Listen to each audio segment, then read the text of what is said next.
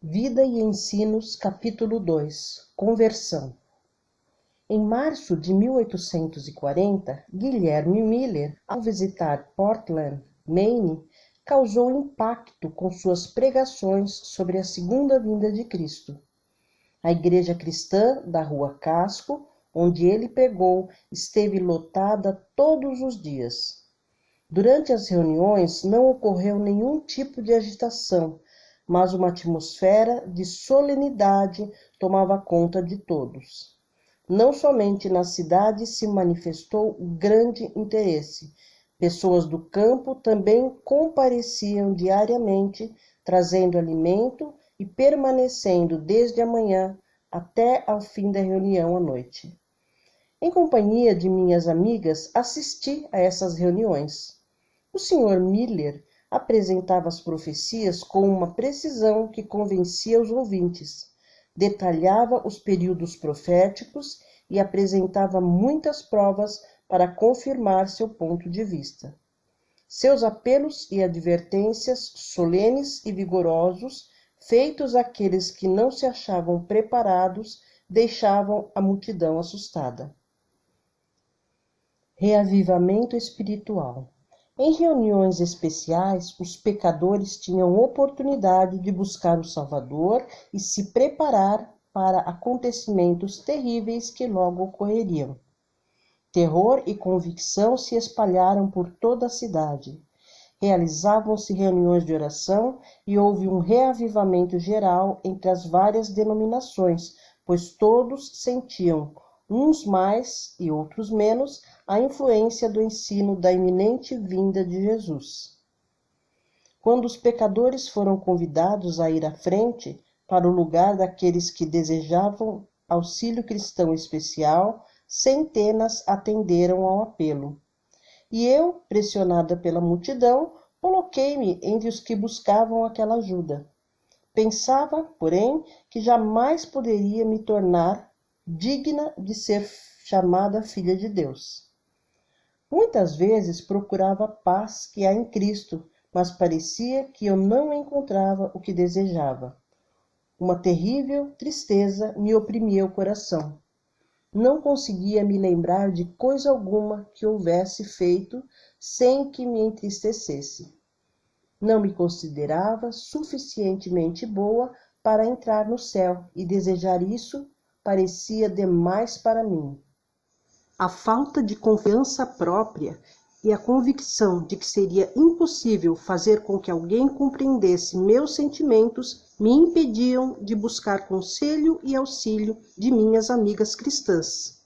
Assim, vagueava desnecessariamente em trevas e desespero, enquanto elas, não compreendendo o que se passava no meu íntimo, desconheciam completamente meu estado. Justiça pela fé. No verão seguinte, meus pais foram à reunião campal metodista em Buxton, Maine, levando-me com eles. Eu estava plenamente resolvida a buscar fervorosamente ao Senhor e obter, se possível, o perdão de meus pecados. Havia um grande anseio em meu coração pela esperança cristã e a paz que vem da fé. Fiquei muito animada ouvindo um sermão sobre as palavras: irei ao rei, se eu tiver que morrer, morrerei. Esther 4:16. Em suas considerações, o orador se referiu àqueles que oscilavam entre a esperança e o medo, desejando ser salvos de seus pecados e receber o amor redentor de Cristo, e, no entanto, pela falta de coragem e receio de fracasso, permaneceram em dúvida e escravidão. Ele aconselhava essas pessoas a que se entregassem a Deus e, sem mais demora, confiassem na misericórdia dele. Encontrariam um Salvador compassivo, pronto para lhes apresentar o cetro da misericórdia, assim como Assuero ofereceu a Esther o sinal de seu favor. Tudo o que se exigia do pecador trêmulo diante da presença de seu Senhor era que estendesse a mão da fé e tocasse o cetro de sua graça. Aquele toque garantiria perdão e paz. Aqueles que esperavam se tornar mais dignos do favor divino antes de se arriscar a alcançar as promessas de Deus estavam cometendo um erro fatal. Somente Jesus purifica do pecado, apenas Ele pode perdoar nossas transgressões. Ele assumiu o compromisso de ouvir os pedidos e atender às orações dos que pela fé recorrem a Ele. Muitos têm uma ideia vaga de que devem fazer algum esforço extraordinário para alcançar o favor de Deus. Porém, toda confiança própria é vã. É unicamente ligando-se a Jesus pela fé que o pecador se torna filho de Deus, cheio de esperança e crença. Essas palavras me consolaram e me deram uma visão do que deveria fazer para ser salva. Então passei a ver meu caminho mais claramente e as trevas começaram a se dissipar. Com fervor busquei o perdão de meus pecados e me esforcei para me entregar inteiramente ao Senhor. Porém, meu coração frequentemente estava em grande angústia. Isso porque eu não experimentava o êxtase espiritual que considerava ser a prova da minha aceitação por parte de Deus, e não ousava admitir que sem isso estivesse convertida. Quanto necessitava eu de instrução sobre a simplicidade da fé. Remoção do fardo. Enquanto permanecia ajoelhada junto ao altar da oração, em companhia de outros que buscavam ao Senhor, tudo o que meu coração expressava era: ajuda-me, Jesus, salva-me, senão vou morrer. Não deixarei de rogar enquanto minha oração não for ouvida e perdoados os meus pecados. Como nunca antes senti minha condição de necessitada e desamparada. Ainda em oração, meu fardo me deixou e meu coração ficou aliviado. A princípio, me sobreveio um sentimento de susto e procurei retomar meu fardo de angústias. Achava que não tinha o direito de me sentir alegre e feliz. Mas Jesus parecia estar perto de mim. Sentia-me capaz de me achegar a Ele com todos os meus pesares, infelicidade e provações, assim como faziam os necessitados em busca de consolo quando Ele esteve na terra. Eu tinha no coração a certeza de que Ele compreendia minhas provações e era solidário comigo. Nunca poderei esquecer essa segurança preciosa da compassiva ternura de Jesus para com alguém tão indigno de sua atenção. Naquele curto período de tempo em que fiquei prostrada entre os que oravam, aprendi mais do que nunca sobre o caráter divino de Cristo. Uma das mães em Israel se aproximou de mim e disse: Querida filha, você encontrou Jesus? Eu estava para responder sim, quando ela exclamou: Realmente você o encontrou. A paz dele está com você. Estou vendo em seu rosto. Várias vezes eu disse para mim mesma: Pode isso ser religião? Não estou enganada? Parecia demais para mim reivindicar um privilégio tão elevado. Embora fosse tímida demais para dizer isso abertamente, eu sentia que o Salvador tinha me abençoado e perdoado meus pecados. Em novidade de vida.